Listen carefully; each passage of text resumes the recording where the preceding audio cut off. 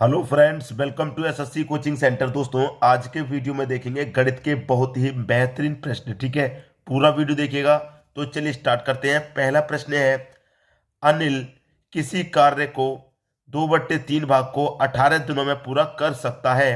सुनील की क्षमता अनिल से दोगुनी है। सुनील उस कार्य को कितने दिनों में पूरा करेगा?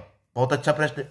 आपका जो देखिए अनिल है वो किसी कार्य का 2/3 भाग को कितने समय में पूरा कर रहा है भाई? 18 दिनों में पूरा कर रहा है।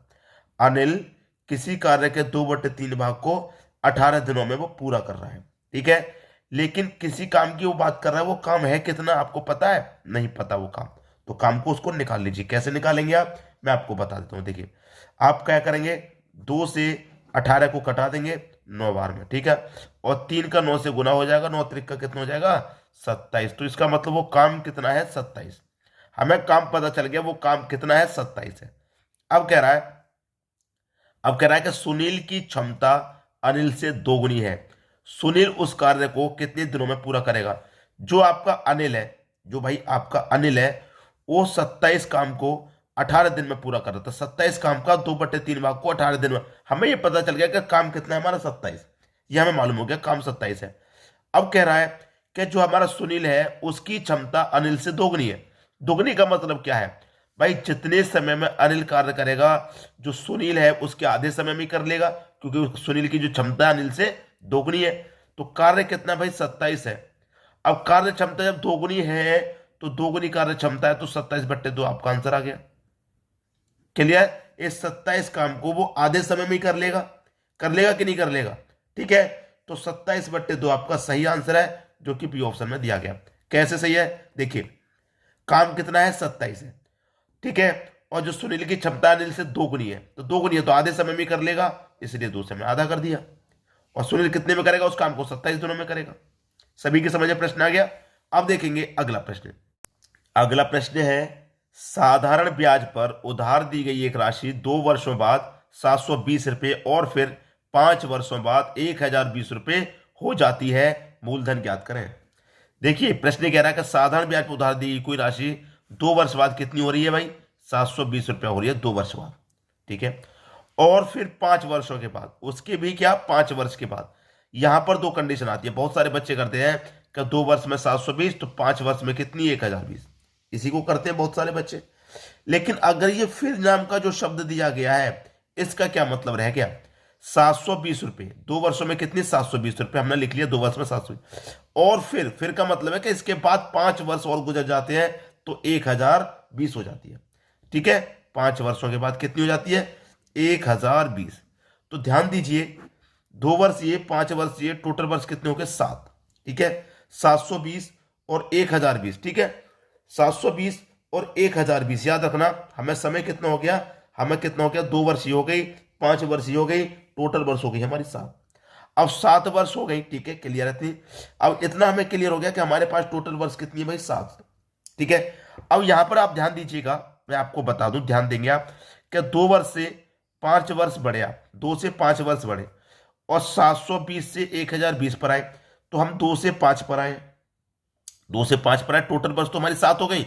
लेकिन 2 से 5 वर्ष पे जब हम आए हैं, तो हमारी राशि कितनी बढ़ी है? 720 से 1020 हो गई है। कितनी बढ़ गई है भैया? 300 बढ़ गई। कितने समय में? 5 वर्ष में। इसको मैं अभी कटा दूं तो यहां लिख दूंगा मैं, 5 वर्ष में हमारी जो राशि है वो 300 रुपये बढ़ गई है।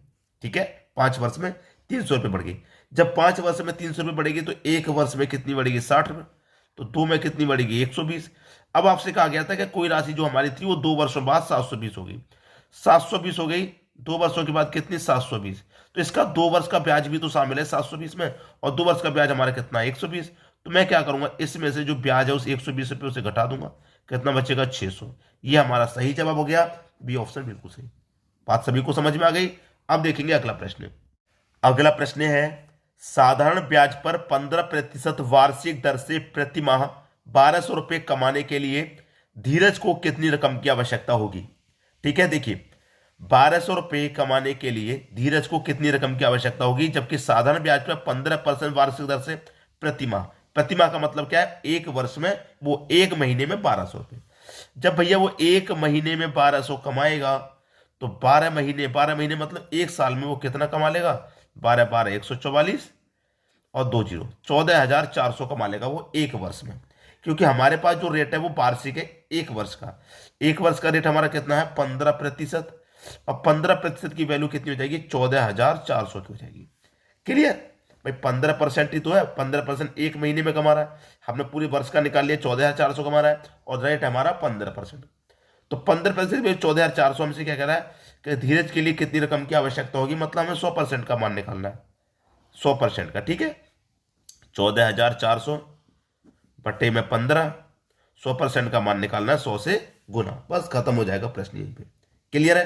प्रश्न को यहीं पे खत्म हो जाएगा। अब मैं इसे कटा दूंगा, चलो 15 से कटा दूंगा मैं। ठीक है, 15 से कटाऊंगा, कितने होगा? 15 से मैं से कटाऊंगा, 15 निम्मा 135, 144 में से 135 तक गया, 9 बचेगा, जीरो लगा देंगे 90। ठीक है, 15 छिक्के 90 और एक जीरो 960। अब 960 का गुना मैं एक में कर दूं तो 960 का गुना एक में कर दूंगा तो 960 ही रहेगा और दो जीरो आपके ये वाले आ जाएंगे। ठीक है, तो ये हो जाएगा 96,000। किस ऑप्शन में भाई? डी ऑप्शन में। डी ऑप्शन आपके प्रश्न का बिल्कुल सही जवाब हो जाएगा। अब देखेंगे हम अगला प्रश्न। अगला प्रश्न है 15% एल्कोहल वाले 20 लीटर मिश्रण में कितनी पानी मिलाया जाना चाहिए जिससे कि मिश्रण में एल्कोहल पानी 12% हो जाए। एल्कोहल की जो मात्रा है वो 12% हो जाए। एक तरफ तो आप एल्कोहल लिख लो भाई, एक तरफ तो एल्कोहल लिख लीजिए। ठीक है, और एक तरफ क्या लिख लेना है? पानी। ठीक है, टोटल मिश्रण आपका 20% है, कोई बात नहीं, कितना भी हो, 20 लीटर है टोटल और एल्कोहल की मात्रा 15% है। लेकिन कोई भी मिश्रण कितना हो अपने आप में क्या होता है? वो 100%। अब एल्कोहल जब 15% है तो पानी भी ये कितना हो जाएगा? 85%। 100 में तो जब 15 एल्कोहल हो गया तो पानी 85 हो गया। ठीक है, अब यहां पर हमसे कह रहा है कि कितनी पानी मिलाया जाना चाहिए जिससे कि एल्कोहल की मिश्रण में एल्कोहल की मात्रा 12% हो जाए। कितनी हो जाए एल्कोहल की मात्रा? 12% हो जाए। जब 100% में से एल्कोहल की मात्रा 12% हो जाएगी तो पानी की कितनी हो जाएगी भाई? 88%। क्लियर है? अब आपसे क्या कह रहा है? कितना पानी मिलाया जाए। भाई मैंने आपको बताया जो मिलाया जाए या घटाया जाए उसे काम में नहीं लेना, तो पानी वाले को काम में नहीं लेना क्योंकि पानी मिलाने की बात कर रहा है कितना आपके पास? 20 लीटर का मिश्रण है। ऊपर वाली वैल्यू को ऊपर लिख दो, नीचे वाली को नीचे लिख दो, 12 को नीचे लिख देंगे। ठीक है, सॉल्व करिए इसको। हम इसको जब सॉल्व करेंगे तो कटेगा, 2 से कटेगा दोस्तों 6 बार में, 2 से कटेगा 10 बार में। ठीक है, कट गया। अब हम इसे कटाएंगे, 10 का गुना 15 से करेंगे तो 150 बटे में कितना आ जाएगा? ये 6। ठीक है, अब मैं इसे 6 से कटाऊंगा, 6 दूने का 12, 3 बचेगा 30, 6 पंजे 30, 25 बार में।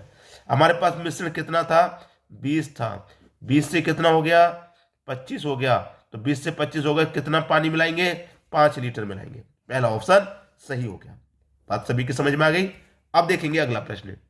अगला प्रश्न है कंपनी के कुल कर्मचारियों का 20% पुरुष है और 17% कर्मचारी विवाहित हैं और उनमें से 10% पुरुष हैं, तो पुरुष कर्मचारियों में से कितने प्रतिशत अविवाहित हैं? देखिए, कंपनी में जो भी कार्यकर्ता होंगे उनका मान अपने आप में 100% होगा। महिला पुरुष सब मिलाकर के 100%, कितने भी कार्यकर्ता हो। ठीक है, कंपनी में कितने भी कार्यकर्ता हो, महिला पुरुष मिला के अपने आप में 100%। और उसने ये कह दिया कि उसमें से 20% पुरुष है, तो 100 में से आपके मेल मेल कितने हो जाएंगे? मेल मतलब पुरुष, वो हो जाएंगे 20%। इतना बात क्लियर हो गया, 20%। और फिर उसने कहा है कि 100 में से 70% आपके अविवाहित हैं, 70% कर्मचारी विवाहित हैं। 70% क्या है दोस्तों? विवाहित। लिख लेते हैं, विवाहित है। ठीक है, 70% विवाहित। अब कह रहा है कि और उनमें से 10% पुरुष है। भाई ये बात कह दिया उसने कि जो विवाहित है 70%, उसमें से 10% पुरुष विवाहित है। ठीक है, तो 70 का 10% निकाल लो, क्योंकि 10% उसमें पुरुष विवाहित है। परसेंट का मतलब बटे में 100, 2 जीरो से 2 जीरो कट गए, 7 एकम 7, तो 7 पुरुष आपके विवाहित हैं।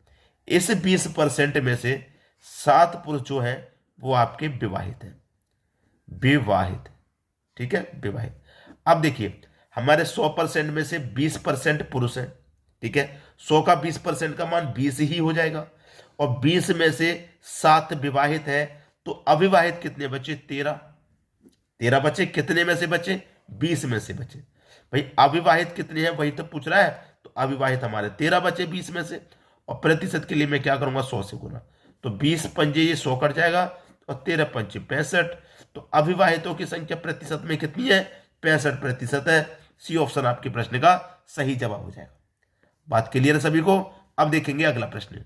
अगला प्रश्न है 50 लीटर के एक मिश्रण में शराब और सोडा का अनुपात 3:2 है।